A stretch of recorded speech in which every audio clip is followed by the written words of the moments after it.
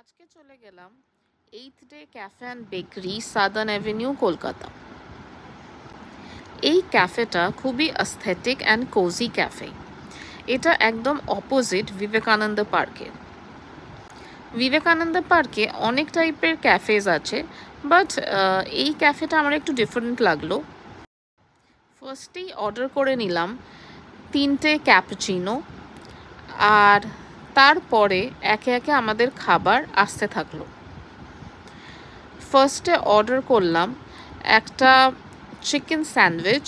Chicken স্যান্ডউইচটা খেতে খুবই juicy ছিল, আর চিকেনের স্টাফিংটা খুবই টেস্টি।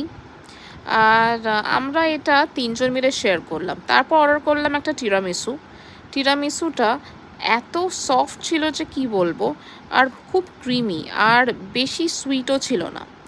আর তারপর আমরা নিয়ে নিলাম একটা পার্সেল, যার মধ্যে ছিল হচ্ছে আন্ট কে চকো ক্রাঞ্চ কুকিজ, যেটা আমরা অর্ডারও করলাম আর নিয়েও নিলাম।